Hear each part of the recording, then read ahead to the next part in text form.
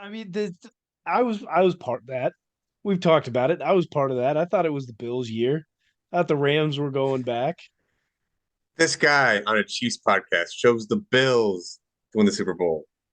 And we sit here one day after the Super Bowl as champions on a Chiefs podcast. Somebody He, boo this man.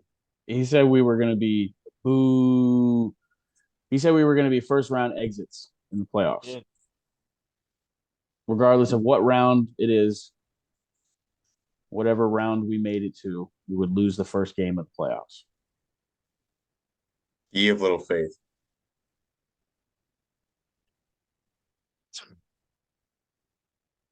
At the end of the day, it doesn't matter. They went out and did their thing. Patrick Mahomes, two-time MVP, two-time Super Bowl MVP, two-time NFL Super Bowl champion. Kansas City, that's your third one overall. Like Tybo said, two times in the last four. And there are many, many, many more to come. When You you get to the see, list of franchises with multiple Super Bowls, those at three and above are it's a very short list. We move ourselves into an entirely different category. we're going to break down this game, but I want to share in some excitement because we did this in what many pundits called and myself called soft reset. This was done with 9 rookies being massive contributors, 8 rookies being massive contributors. This was a with veterans on prove it deals who we thought we were going to cut at the end of this season. We still might. Who knows? And yet we're still going to end off or start the next season with $80 million in cap space. It could skyrocket all the way up to 120 to the fourth most with 9 draft picks that can be moved around to make sure that we are getting star quality to fill up the gaps that may still be there. Be excited, Kansas City. The This is Chiefs just just a won 38-5, and we've got many more to 38 35. 38-35, and we've Nate got many Burleson more to called go. that exactly right before the game, too. Bart Scott did as well. Bart Scott, man, Bart No, Scott he called did. it. He called it. It was the Nate guy that even Burleson. Maybe I looked at it wrong. I was gonna Nate say the Great. Bart Scott didn't even think we were gonna make the playoffs. So who Oh cares what no, he it says? He was was Nate one. He Burleson. was one. He was Sorry, one of the it was loudest. Nate Burleson. I Yeah, think yeah, he yeah. may think they look similar, which means you're racist. No, I know they're completely different. No, I'm talking to He's the talking about guy me. who thought it was Oh, Bart Scott. No, Nate Burleson's the one that called that 38 yeah. 35. Pat Mahomes MVP. I like it. I would have personally liked to have seen Nick Bolton as the MVP. I think if he had gotten that second touchdown, he definitely would have been the MVP. It's always going to go to the quarterbacks from now on, unless you get this massive multiple turnover game by a defensive player with amazing stats. And yeah, Pat led the drives to get it done. I thought Nick Bolton leading the defense against the Eagles offense, making them turn the ball over when they aren't turnover prone during any other game, and being able to just command out there on the field in his second season. Um, I think that granted him, in my mind, I think that would have granted him the Super Bowl MVP. Yeah, in previous Super Bowls, let's old timey football guys like 70s, 80s, 90s. That stat line, 9 tackles, a defensive touchdown on a fumble recovery, that would get you pretty darn close to being the Super Bowl MVP. Um, Especially when Pat didn't have over 200 yards. Let's not forget that's not just 9 tackles, that's 8 solo in one combination tackle. I mean, the guy was But all but over the tackles field. but tackles aren't a real defense or aren't a good defensive stat to grade defensive players off of. Like wherever I said that really poorly, but like there's people out there that don't think tackle like number of tackles you have is like a significant stat. It can definitely it's definitely can be an inflated stat. I think there's others that can help bolster, but like, yeah, a dude walks away with that many tackles, you're gonna have no choice but to take a look at him. It means he's around the ball, Exactly. and that's where you make plays on defense when you're around the ball. Sean, you were saying pre-show you got nervous during this game. When, where, and why? Win late second quarter. Where after we got stopped in the third 15. Why? Because Patrick got his ankle rolled up again. Immediately got up, started limping off the field, went to the sideline. Looked in like some pretty good pain. But he came out in the second half ready to go. I don't know what they did in the locker room. They say they didn't do anything to him. They didn't shoot him up with anything, but could have fooled me. He looked completely fine in the second half. Look totally different. It's those perks, man. Yeah, Tybo and I were at my house with some friends over and made some food, and we were getting yelled at the entire game by a Giants fan and a Broncos fan.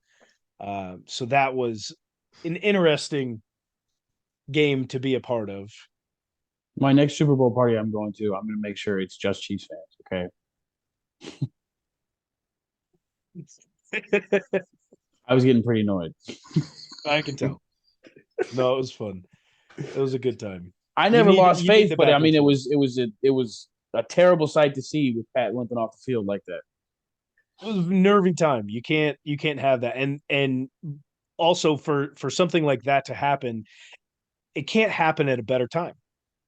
Right before you go into halftime, um, only giving up 3 points, like everything that led up to that point and right after was just it was the perfect time.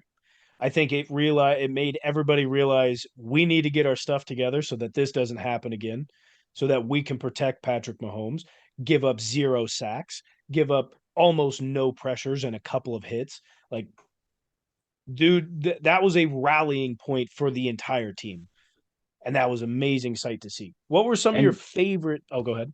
well, Eagles fans would have thought that this is about to be an ass whooping. This is we got him right where we want him. We have more than flipped to possession going into halftime, so Chiefs getting the ball back at half only uh, gets them kind of back into the game instead of a blowout on their side. If we're up by 10 points going into half and we get the ball back, that's a scary situation. But the Eagles did their job in the first half, flipping the possession and getting up on us. They did what they had to do, even with a defensive touchdown on our side.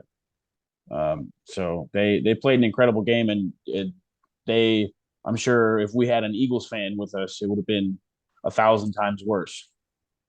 Because me in that situation on a winning team, I probably would have been pretty cocky, been pretty confident that we were going to win that game. I know I lost my question on that one. Some of your Uh, favorite moments from the game? Is that what yeah. you're going for? Yes, some of the favorite moments from this game. Every time Pacheco ran the ball, It was great. because it wasn't just about his effort and the way he runs the ball. The offensive line, we hardly had any runs under 3 yards. Isaiah Pacheco's yards per carry was insane for the Super Bowl. They ate, and they ate well. 5.1 yards a carry. How about that use of the run game and the clock management by Andy? Now, I know it hasn't been talked about in a few years, but remember when Andy first got here and his time in Philly? So bad. Biggest thing, Andy has terrible clock management. Clock management. And Well, what did he do against his former team? He Perfect had clock that management. monkey on his back coming out of Philadelphia too. He made some really bad clock management decisions with them. I would say probably one of my favorite moments in this game had to have been the last couple of drives where Juju got fed.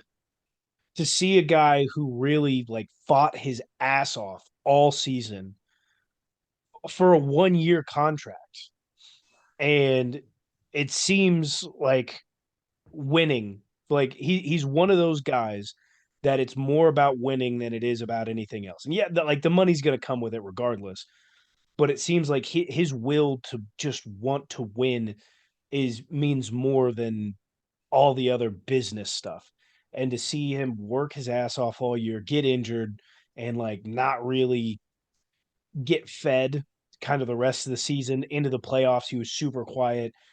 3 quarters through this game, you're like, man, Juju, he's just out there taking space. Like obviously he's taken like a little bit of the coverage and making it easier on some other guys, but he's not doing nothing. And then boom, just the lights turn on for him, and he's getting 2, 3 passes back to back to back, making a couple guys miss, moving the ball down the field, and be able to get us into some situations that were good, man. That like those moments. That's what I loved. That was great. And corn dog, you can't forget corn dog. That was brilliant game planning. That was brilliant, like detective work by our offensive squad. That's in charge of play calling and preparing. The enemy I know had a big part in that, but somebody looked at film against Eagles Jaguars, and we figured out something in their defensive scheme that we could exploit, and we did it to them twice. They couldn't even make the in game adjustment, so we there it was kind of an obvious take to make, but I was correct. We saw some offensive plays that we hadn't seen at all this season. And hats off to the crew that develops those plays, man, because it's fun to watch. How you got two defensive coordinators and get beat by the same play in the Super Bowl? How do you scout out a guy who's never beat the Chiefs to help you out on defense? I So that's the funny thing is Vic Fangio was actually brought in to help the offense. I don't know if Is that he was for brought real? in. He was That was for legitimately real. brought in. He was brought in to help the offense because he had gone against the Kansas City Chiefs so many times. He supposedly knew the ins and outs of our defense, and well, I mean, to be honest, he helped out their offense and he did a good job. He didn't help with their defense at all. It was all with the offensive scheming, and he did a really good job. I'm 35 points, no joke. True. They were in it the whole time, and they knew exactly what they had to do. They honestly, the defense played well, but they still whipped their tail in between those sticks. They were able to take control of the ball of the game, the line of scrimmage, get us, beat down a couple long field plays. One of the things you were talking about, Tybo, was the time of possession, and like part of that was due to the defensive touchdown that took away an entire offensive possession. So the guys were out on the field and dog tired before the end of the first half. But even if we don't get that defensive touchdown, you put Patrick Mahomes out on that field, and he gets that drive. I still think we get our tail whipped in the time of possession battle. Like I don't think it was really going to make that massive of a difference. And so Vic Fangio, hats off to you. Maybe you should be an offensive coordinator.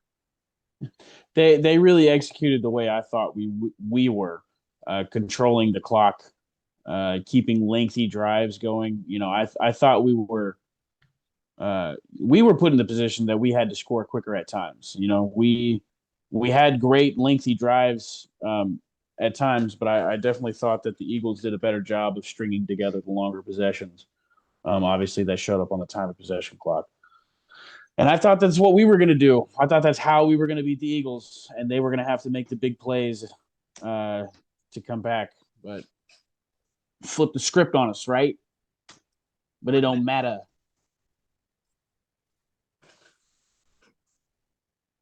Defensively, I mean, we've talked about it a little bit. Honestly, I had forgotten L'Jarius Sneed was out on the field until I looked at the stat sheet for some reason. I don't know why it didn't register.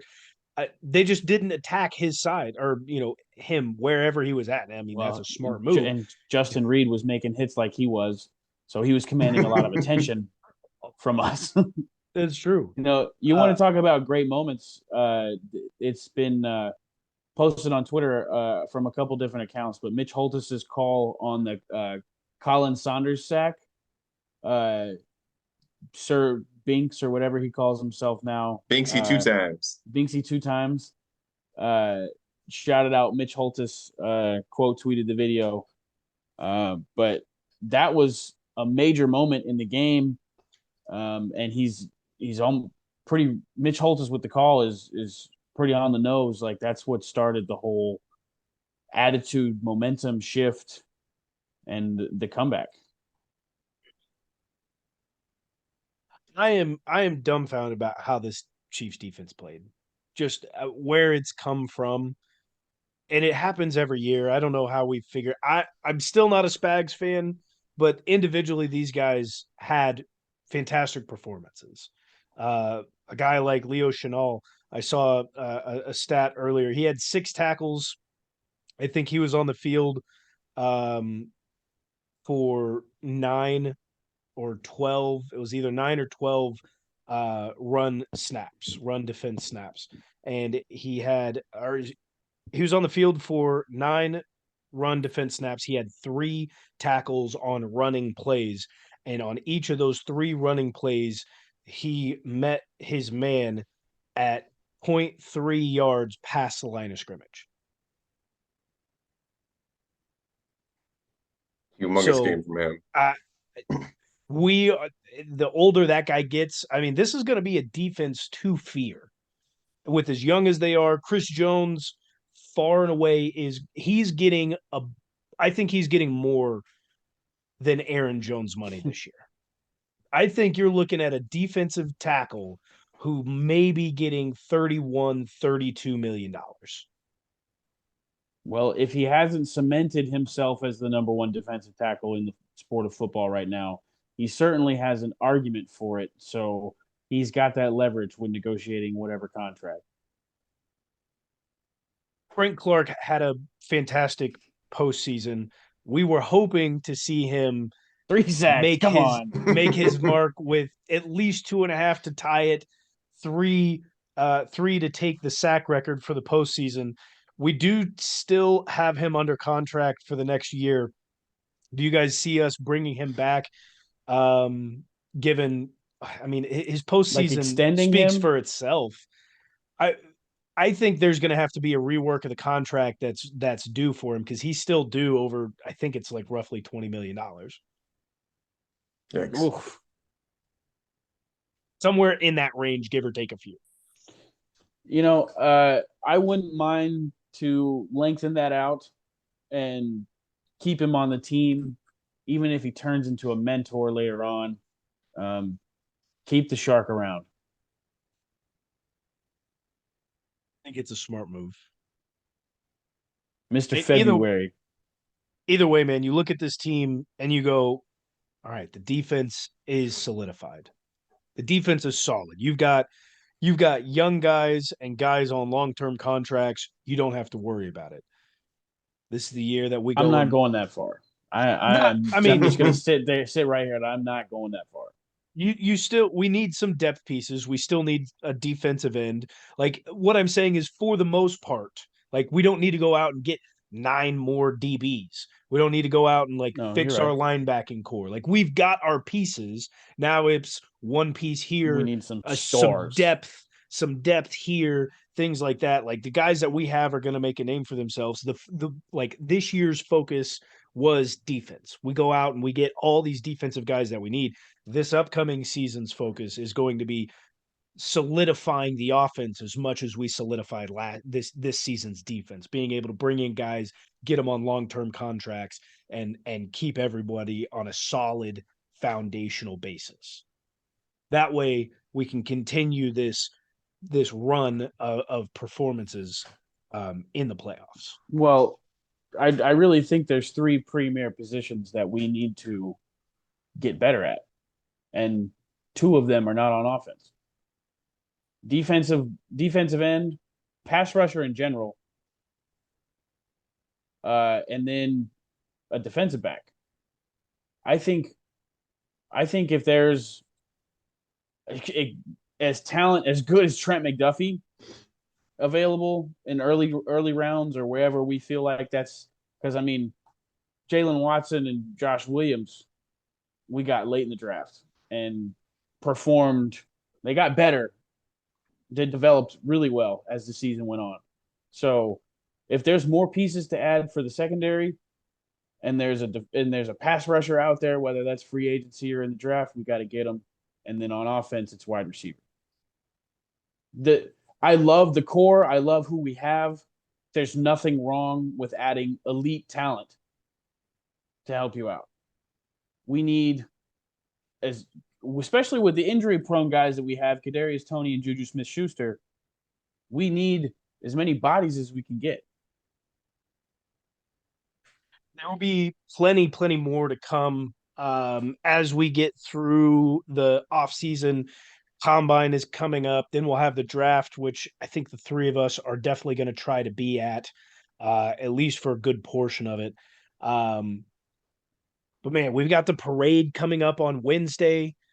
All the schools in Kansas City have already been called off for Wednesday. All the kids are getting out. Everybody's going. I think I don't know, man. It's supposed to also be like a rainy, big, snowy day between Wednesday and Thursday. It'll be a wild sight to see if it's going to be bigger than the last one, if the turnout will be bigger than the last one, or if it'll be a little bit smaller if the city is getting complacent. My boss let the whole crew off work on Wednesday.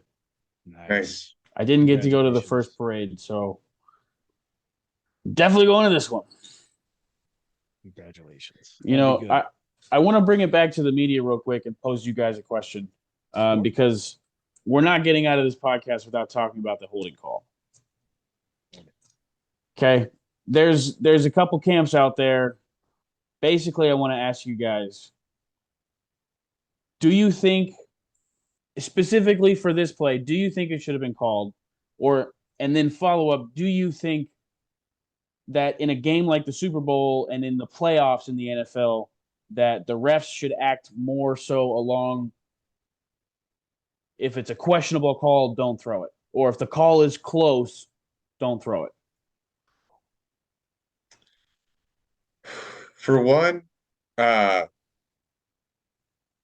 definitely should have been a holding. They should have definitely showed a different view of it because they were showing the backside view of it, and that was not the main holding that was taking place as far as I saw. First holding was on the cutout. Right. Couldn't really see that from that angle. And it goes in hand with, if they didn't call it, we'd be up in arms as well. Situation like that. If it's that blatant, you have to call it. If he was a little bit smoother with it, he got away with it, don't call it. But if you see it that easily and it hinders him that much, you have to call in that situation, no matter what the game is. It sucks for some, but I like to think like I'm usually pretty like liberal in the way that I want them to call penalties. Like I want the game to be played a little bit. More physically, more chippy, allow guys to get in on each other. The thing is when it's blatant, and it was blatant. Let's not like a lot of people out there saying this is not in the moment that you call it. No, this is the exact moment that you call it. There was probably quite a few that should have been called, and they weren't. They just weren't. That doesn't mean that the refs didn't do a good job. I thought that they let most of it happen. But when you get into the big moments, if it is going to completely disrupt the play, then you have to call it. And it was. It completely disrupted the play. If Juju is not held by James Bradberry right there, it is a wide open walk-in touchdown. There's no ifs, ands, buts about it. If his jersey is not pulled, if James Bradberry doesn't wrap both arms around him and stop his momentum off of the line, that is a walk-in, unimpeded touchdown. James Bradberry is burnt off the line of scrimmage. There's no question about it. You have to call it. Now there's some other And penalties I Mahomes would is have making a different pass there. Like he's not trying to get the penalty. right. He's going to throw it to Juju. That's the other thing is like that's where these penalties are starting to go in the league. You see it much like the flops in the NBA is they're selling it. They're selling it. You sell it in the NBA, you have to figure out a different way to sell it in the NFL. You know how you sell it in the NFL? The quarterback draws the attention by the referees within the play of the game. If he throws it anywhere else, the flag's not going to be called. They're not going to throw the flag. The penalty's not out there. If Patrick Mahomes goes anywhere else to it, but he saw it, so he throws it, and he draws the attention to it, and so it has to be called. And it's there were a ton of other penalties. I know there was holding and DPIs and OPIs that were clearly missed and probably should have been called. But like it never gets to that situation where this is an issue if you call the 9 blatant false start penalties on the right tackle for the Philadelphia Eagles.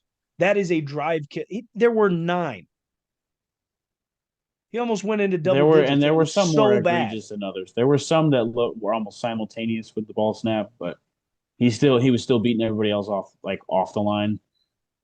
There was a couple in there that were really, really bad. Hats off to Carl Sheffers, a guy who is known for wanting to make his name anytime the spotlight can call for it. The guy averaged less penalties than he throws in a regular season game. So congratulations to you, Carl Sheffers. I guarantee it was Roger Goodell that got into your ass and told you, "Hey, I just stood up for you on the stage right before the Super Bowl and said the officiating is better than it's ever been. I need you to back off today," and he did. And I think for the most part, from a former collegiate athlete's point of view, I think that game was called about as well as you would want from a player standpoint. Yeah, I think you summarized most of my thoughts probably pretty well. If it's directly affecting the play, it needs to be called.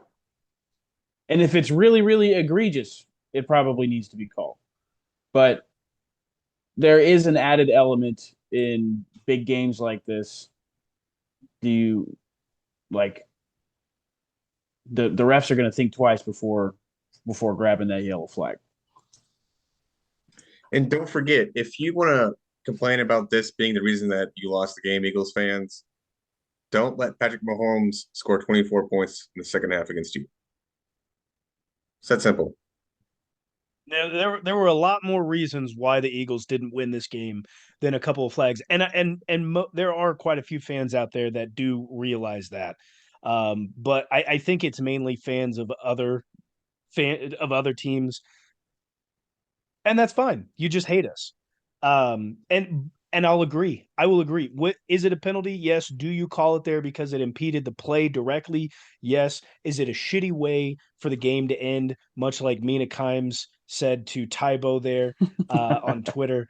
Matter of fact, I think Tybo. I think he wanted to say something. Yeah, I was just scrolling and seeing a lot of the penalty talk on my timeline, and because I actually follow Mina Kimes, I took a little bit of a jab at her because of what I thought she was saying in a tweet. But I am sorry that I misinterpreted what you were saying. It was an impulsive decision of mine. That tweet, that jab was probably more deserved for Richard Sherman or Will Compton, but I don't follow them. I don't necessarily like either of them and like listening to what they have to say. I do follow you, Mina Kimes. So if you hear this, I am sorry, and you only got it because I do follow you and generally like what you have to say. So I love Mina. That is my apology. I love Mina. But Will Compton, you suck. Your takes suck. Your podcast sucks. Do something else. I kind of like busting with the boys up until I saw how Will Compton was reacting during the Super Bowl. Hey, that's why Will Compton did not get year 10. And yeah, fuck you. And I've never been a big fan of Richard Sherman. No. Except for his anything- interview after they tried him with sorry ass Crabtree. Yeah, that was fire. That was funny. fire. That was awesome. Great moments, man. Great Super Bowl moments. There are many more to come. There are so many more to come. Andy Reid not retiring.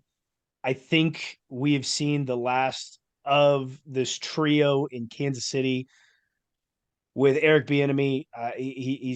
He's out one way or another. Eric Bieniemy is not coming back to the Kansas City Chiefs. It's possible that Steve Spagnuolo is gone, either a head coaching position or retires. I personally don't see him coming back. Sean was letting me know earlier that he's looking at some head coaching opportunities, but I just don't. I think it's. I think Spags? it's probably, He's looking to get it back into head coaching eventually. Not that people are looking at him, but he definitely wants that second opportunity.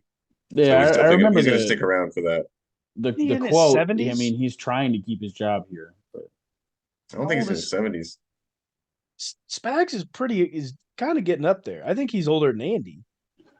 I think it's going to be hard to get rid of him.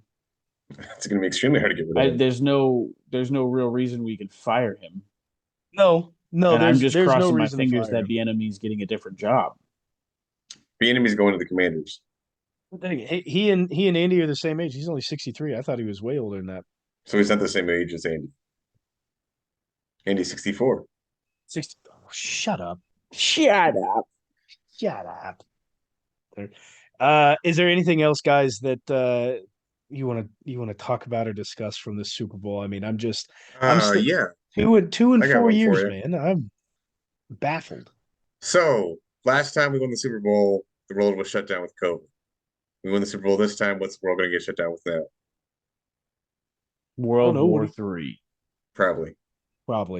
Probably. Thanks. Or the Chernobyl type event that happened in Ohio, the train wreck.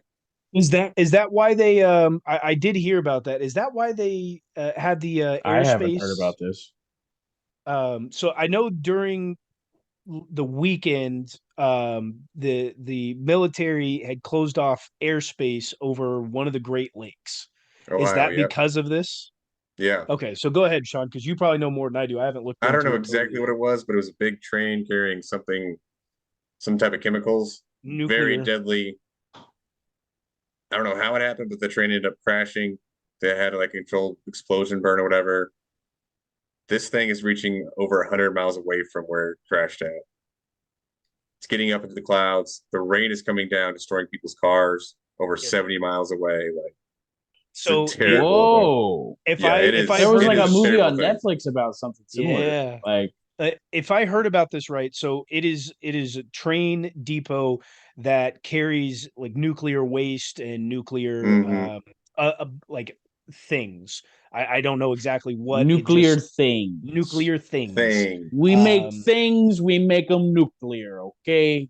Don't ask questions. Exactly what we do. That's exactly what Ohio does.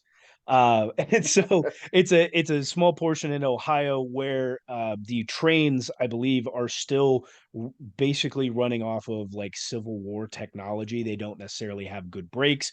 The maintenance on them is very poor, and I think the part of their reasoning behind that is because they're messing with things that are nuclear and it's hard to dispose of or keep things well maintenance. That's probably their stance on it. Doesn't mean that that's correct by anyways, but what's happening is their brakes. What, Sean? The workers are even saying that they are overworked, they're underpaid, they are having shit equipment, and no one is doing a Yes. single thing about it.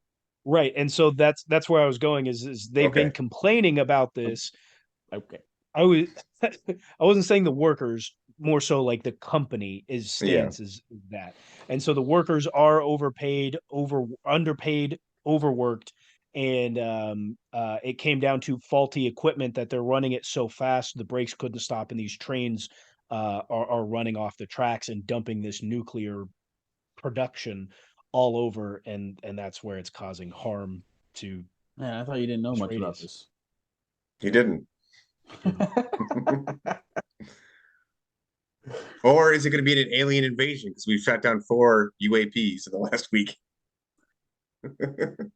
That's what I'm hoping for. Alien invasion sounds cool. Alien but does it? I don't know. That It doesn't sounds much cooler than melting due to like Well, acid rain. Yeah. It does, but thinking of the things that aliens do in the Melting. movies. What kind of If that's what podcast do we have again? this is exactly what it's going to be like in the off season when we're not talking about football. So if this is the sort of rambling junk that you guys like, make sure you stick around. We're definitely going to do our interviews with coaches. We're working with some possible players, maybe. I don't know, hush hush. But we will have other fan bases on here to talk about things. But when there's not an interview, we're going to be sitting down, just the three of us friends, talking a bunch of shit, bouncing around. So if that's something that you might be interested in, make sure that you stick around for that. And Tell your friends, tell your family, tell everybody you know. Listen to alien the show. invasion is like highly unlikely because like you think they're gonna have the technology to travel all the way to Earth and get shot down by an F-22. Yeah. Not gonna happen. Specifically just just like over most the of the- USA. Just Patrick like most Mahomes of the is just going to stars- hand throw a missile up there and blow them up. Maybe not most of the stars, but a lot of the stars that we see off in the distance at night are already dead because like the light is still traveling towards us. Most of the civilizations out there are already dead. We're the last ones left. We know of. Gosh, that's dark. And the Kansas what are City we Chiefs are doing Super here, Bowl man? champions. Super Bowl champs. You over here talking about death of. Jeez. I'm not talking about death of anything. I'm just saying we're the This last is- standing civilization in the universe, and the Chiefs are Super Bowl champions on the one God's green So earth. we're not only champions of It's the kind of world, brown now, but we're champions of the universe. Is the that what you're Chiefs saying? are champions of the universe. That's exactly what I was leading into. Yes, sir. I'll take it, baby. Listen, there's a lot of stuff coming up through the offseason. Make sure you stick around. Tybo sounds like he's going to go get us some content down at the parade. So that'll be some fun. We'll Stop leading on me for content. Tybo is a content king.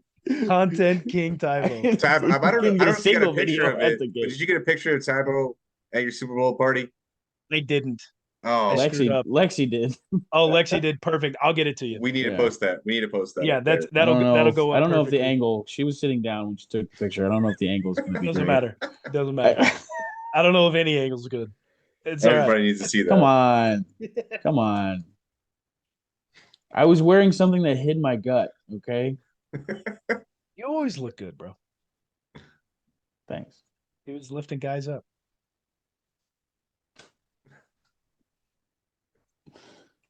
Your Chiefs are 2022-2023 Super Bowl champions On a soft rebuild.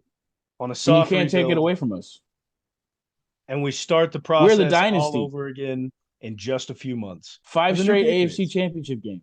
We're the new We're the Pats. Patriots. Everybody hates us. Bring it on. Everybody. Sean Payton, you ain't shit. We'll see you next year.